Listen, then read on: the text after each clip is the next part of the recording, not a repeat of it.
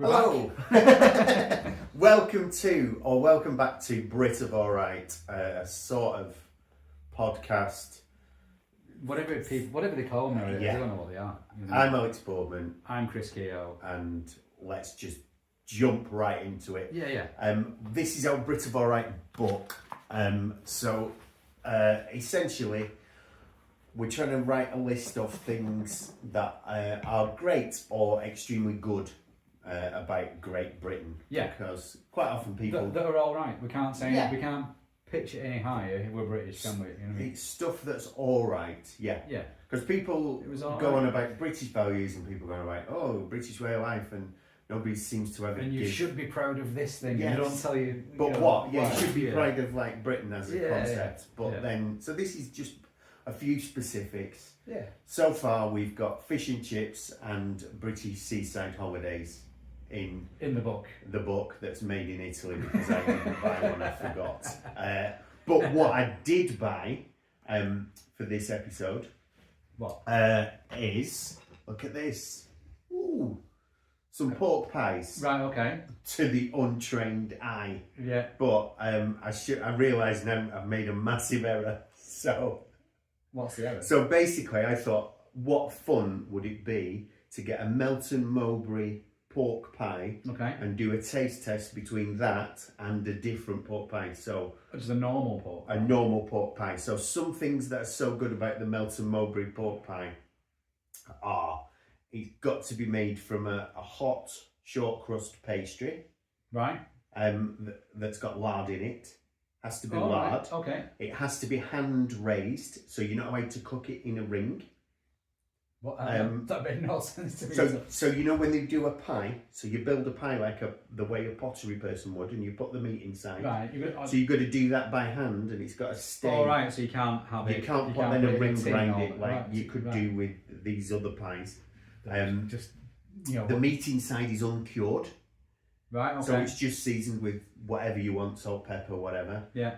They should have jelly in, but that is kind of optional nowadays. Right. Okay. And they can only be Melton Mowbray pork pies. There's a geographical protection So what are something they called? with iron. Yeah. You know, like in France with champagne, and Yeah, like you yeah. have it with certain like Yeah, cured yeah, meats yeah.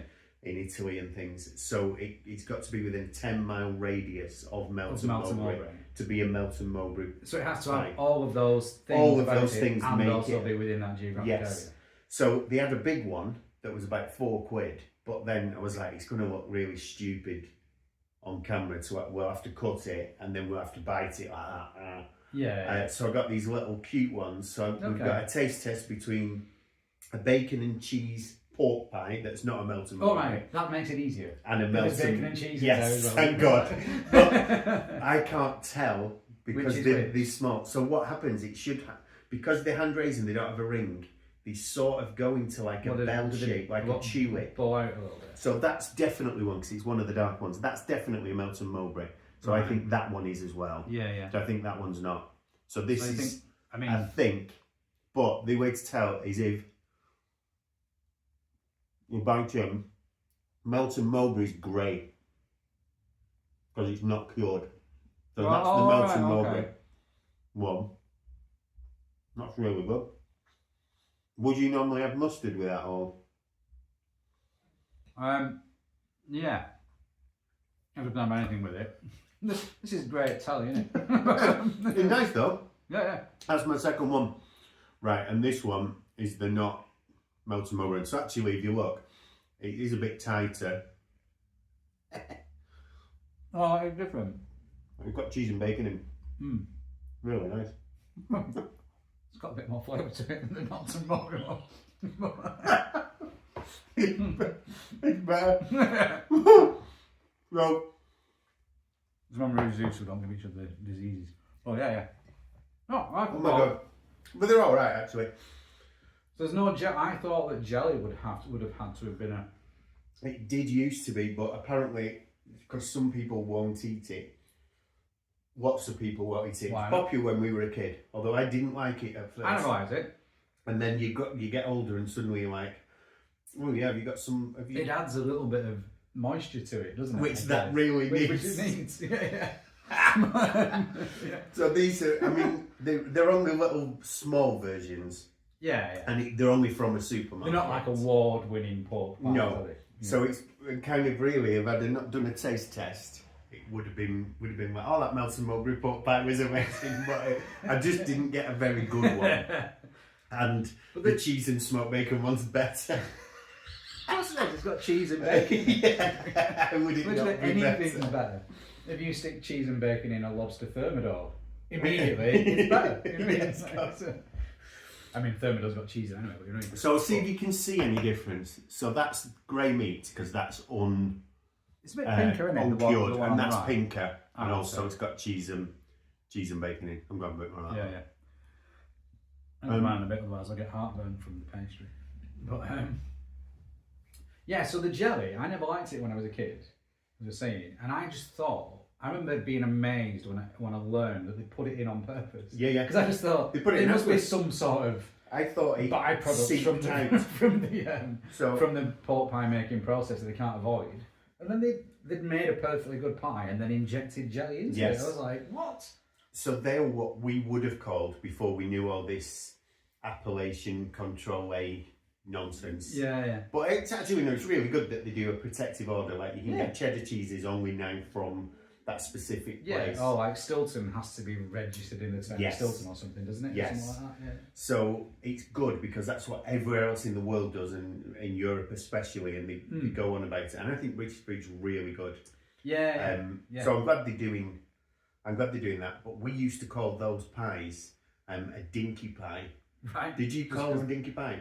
I don't think so. No. Well, I wondered because sometimes like say your mum or your grandma will like say things and it becomes like your family slang. Yeah. So loads like of everybody's got family slang for the TV remote. the clicker. Is that say. what you clicker? What do you say?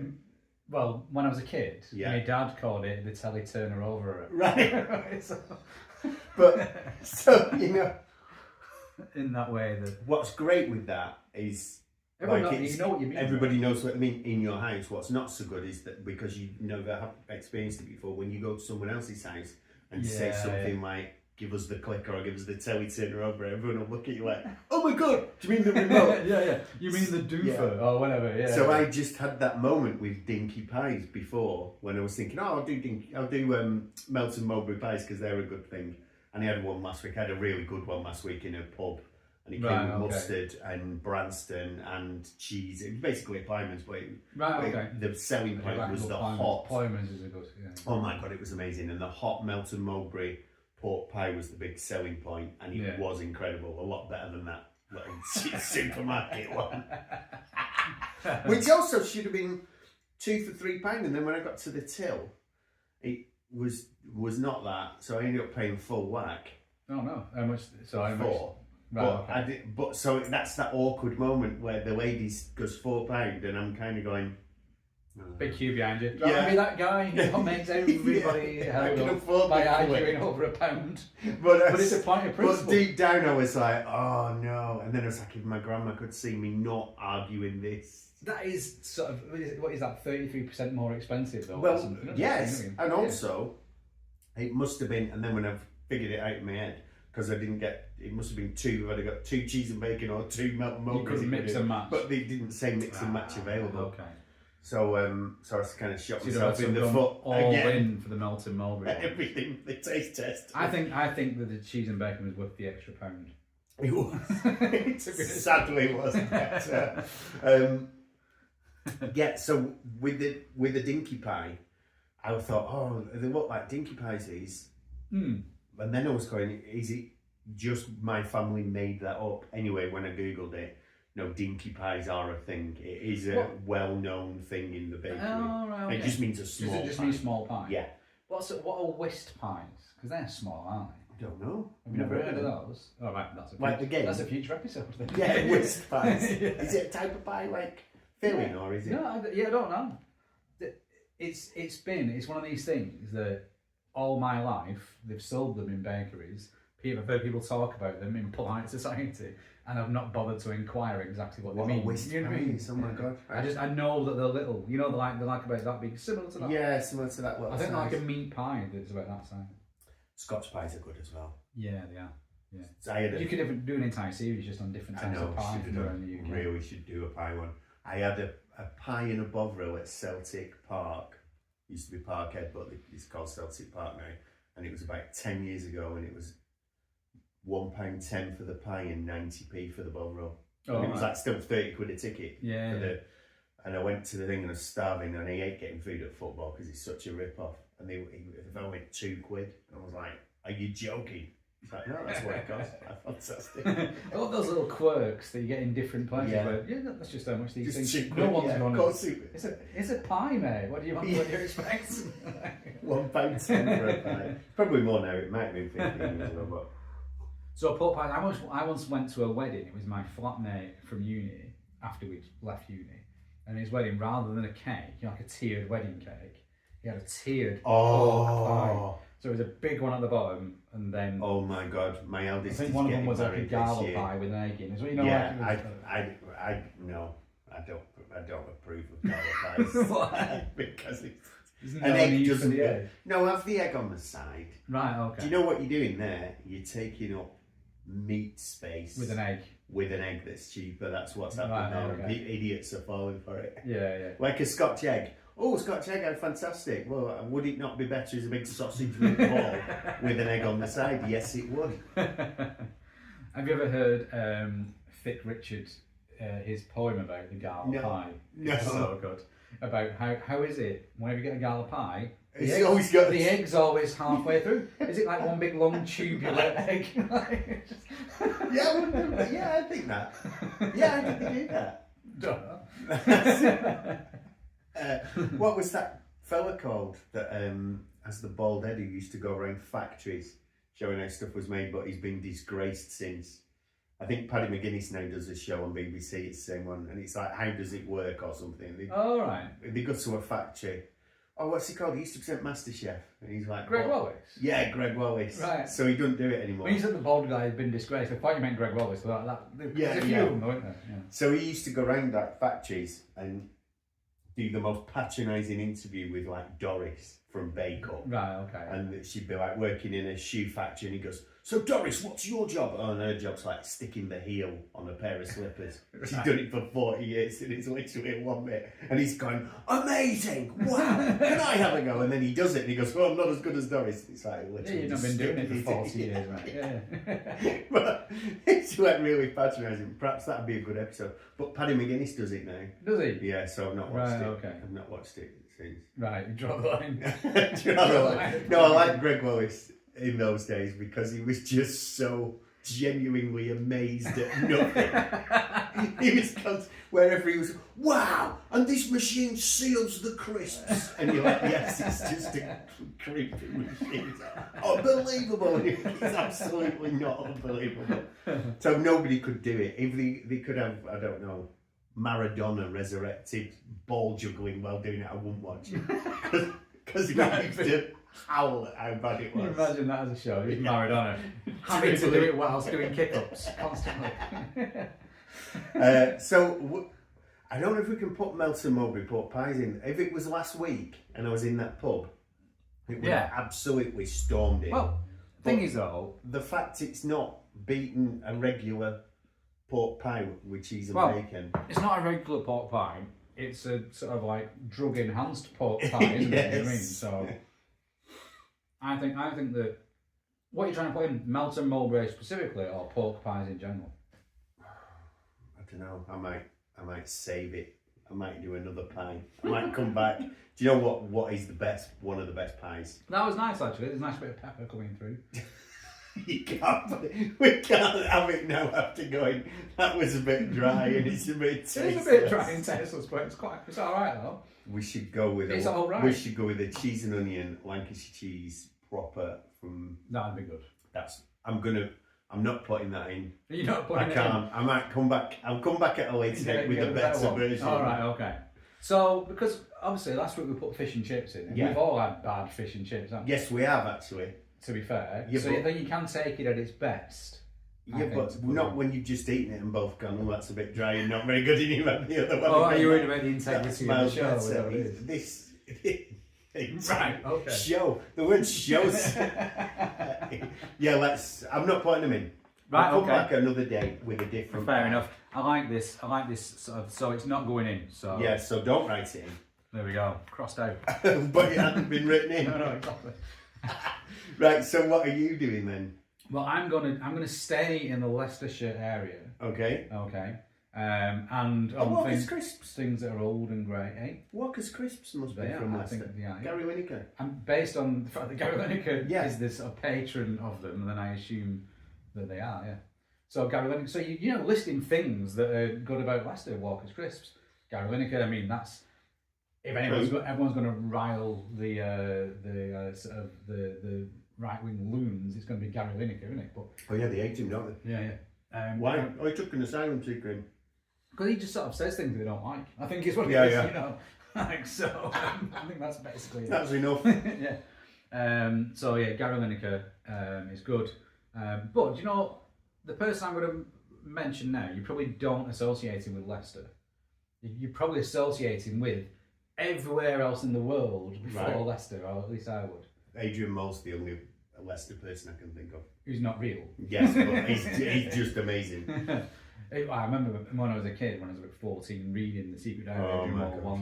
One, it was in the Bolton Holidays, the Wakes Weeks, that we talked about in the last episode, and it was like I remember just lying.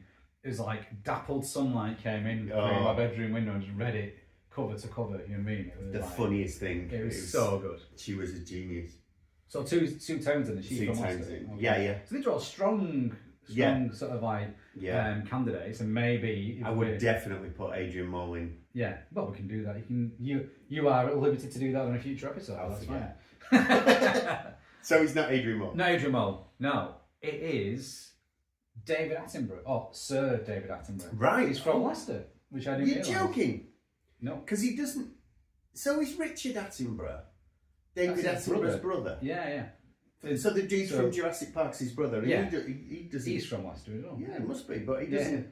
Doesn't sound like it, does he? No. So I think they moved around a bit when they were young, but they were born in Leicester. And I think they were probably from a fairly well-to-do family, Yeah, but not massively so. I don't think. Okay. I remember watching a thing with David Attenborough where I think he had, he didn't struggle growing up, but likewise he wasn't like one of these people. You see, like actors, for example, who it turns out they could have been the CEO of any major company in the world as well, and all that. Sort of stuff. Yeah. No, so and he is, as we record this, he's 99 years old. Right. David Attenborough, he turns 100 in May of this year. So that's about 3 months' time. Yeah. So, so fingers crossed. Yes. Well, the programmes will already be made that, like Richard Attenborough at 100. So David Attenborough's already dead. David Attenborough, yes. So they'll definitely plan, won't they, a full, the best of. Yeah. To celebrate his birthday. I bet they've had that ready to go. Yes. So either way, we'll get those programmes. Yeah. So he's very well respected, isn't he? Very universally liked. Yeah, I would say so. I can't imagine because you know how there's climate change deniers. I bet there's some right wingers because of climate change stuff that don't like him. In the way that they all hate Chris Packer, who because he's against fox hunting. Because he doesn't like fox hunting and supports eco things. Yeah, he doesn't like raptors being shot by farmers. Exactly. So I suspect that, but I've never heard anyone actually slag David Attenborough off. No. He's what is known as a national treasure, although in true British style, he actually doesn't like that term because he thinks that's too much for him for what he does. He did. So when I first, because he always have been on telly, and you rarely saw him. It was always his voice. It's a very distinctive, breathy voice. In that sort of way that everybody can do an impression of him. Oh, here's Richard Attenborough talking about David Attenborough. David. This is a disaster. We've recorded 2 episodes in a day. This is the most I've talked in a month. Right, okay. My brain's gone. Yeah. I'm craving the rest of those pies. I'm starving. David Attenborough, Sir David Attenborough. So he appeared, I think he did something with gorillas in the 80s. He was filmed in the wild with them when he was still going out and about, and I think everybody then took real notice of him. Yeah. And then it's often his voice though that he's as well known for his voice, isn't he? Yeah. He's one of those people, like I say, you can do a bad impression and everyone knows who it is. Mainly Yes. because of what you're talking about as well. You know what I mean? And you'd also be dressed in a safari suit and have like a great. But he's from that. He's so old and been around in public life for so long that he's sort of like existed through all of these sort of developments in society. Yeah. So, as he starts off, he's like with the BBC, where they're almost like our man in Havana sort of thing. Yeah. Where he goes to Africa and like, wow, how amazing that someone's gone to Africa. Yeah, and then so he's got to travel the world and all that. He was for a while before he became famous for doing the sort of natural history documentaries. He was the controller of BBC Two, so he's been like really senior. Wow, I didn't know that. Off camera, so behind the camera roles as well. And one of my favourite stories about that was when he was the controller of BBC Two. Terry Wogan, who also was, went on to be massive. A national treasure. In, was he Sir as well? Sir Terry Wogan, he was. Was. And he applied for a job as a presenter at BBC Two, and David Attenborough turned him down on the basis there were no suitable roles. Right. Which he later explained was not because of Terry Wogan's ability as a presenter, but because they already had one Irish presenter on BBC Two at that time. I wonder who it was. And he said that more than one Irish presenter on BBC Two would have been ridiculous. Is what he said.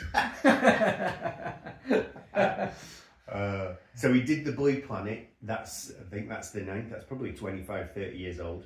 Yeah. There's been a later one, hasn't there? Yeah. Blue Planet 2, and there's like Frozen Planet.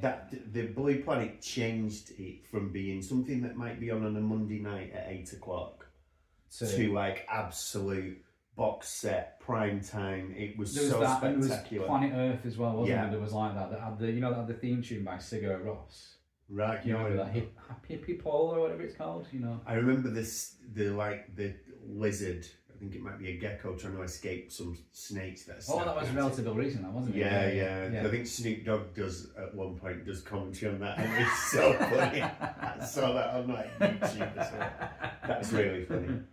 But he kind of is national treasure, isn't he? National treasure. He did the dinosaur ones as well, Walking with Dinosaurs. Yeah. Which all kids like dinosaurs. Linking with his brother as well, you know what I mean? That's why I'm getting confused. Yeah, the dinosaurs. So it's like he's been like single-handedly responsible. I mean, I assume somebody else would have done natural history program sort of narration, but it wouldn't have worked. And whenever I watch David Bellamy. I do remember David Bellamy. So David Bellamy. Like, that's the ultimate impression. Like Lenny Henry used to do that impression. And I remember, because I must have been 6 or 7, and I saw Lenny Henry do that, and it was the first person I'd seen do it, and I was like, oh my God, that's so funny, that's amazing. Yeah. And then everybody did it. Because he used to roll his eyes, didn't he, and had a beard. Yeah. It's like Attenborough just absolutely got rid of Bellamy, like the king silverback gorilla that he is, just tossed him aside. Because at one point it was like they were sharing the nature programs around them, and suddenly he's the only one who does it. Yeah. It's like whenever you see one, because obviously he's getting on a bit now, given the he turns 100 this year. Yeah. And he's having to slow down a bit, and so there have been other natural history programs presented by other people. And it's just not the same. You know what I mean? It's not. It's not like it's like it's not a real one. If that makes sense. It does. I know exactly. It's like, who's this? Benedict Cumberbatch. Not interested in what he's got to say about animals, because it seems like it's someone reading a script. Whereas like with David Attenborough, it's like he lives it. Like he knows these gorillas personally. You know what I mean? It's like he knows it. Yeah. I wonder if he's ever out and about and there was like a wasp buzzing around him, and he's like, "Oh, I want to absolutely take my shoe off and squash that, but I can't." Or if he secretly does at home, it's like it's flies. I don't know. So David Attenborough he can't not go in home. I think it would be a very cold-hearted person to say that David Attenborough didn't go in there. I like because what's he ever done? Packham. I like Packham. I'm going to talk about Packham in a future episode because he was like one of my heroes when I was a kid. Yes.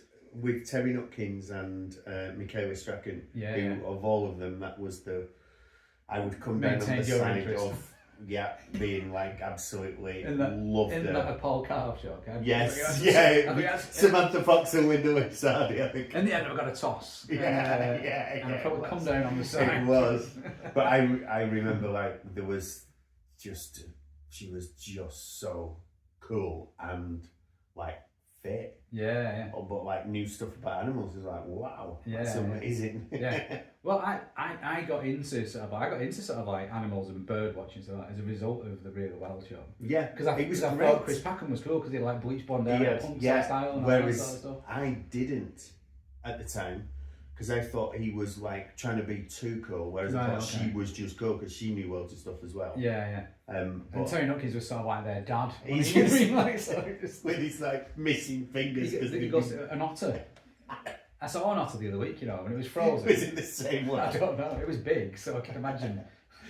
Fingers, Nuckins' fingers. Just been feasting on the digits of TV presenters. That's the funny thing now. If I saw Terry Nuckins for 5 minutes doing a programme, you go, wow, what an interesting fellow, wow, he loves it, he's so great. Whereas at the time, you're just like, he's bald, he's got no fingers. Look at him, he must be 1,000,000 years old, that bloke. He was probably a bit. Yeah, that was good. Yeah, he's got to, you've got to put David Attenborough in. So? It has to be. Okay, let's write him in. So, added to fish and chips, seaside holidays. We've got David Attenborough. So, David Attenborough. And Melton Mowbray pork pies will just have to wait because the ones I bought did not deliver. Well, we'll because we're fair. They can come and have another go, can't we? To try and get in. That's how it works. Yeah, exactly. If you don't succeed first time, come back with back with your absorb the feedback and then come back and do that. To be honest, that's too small a pie. The one I had last week was magnificent. Yeah. That's poor. Right. But I am starving. So can we end this episode? Yeah. Thanks, everyone. Bye.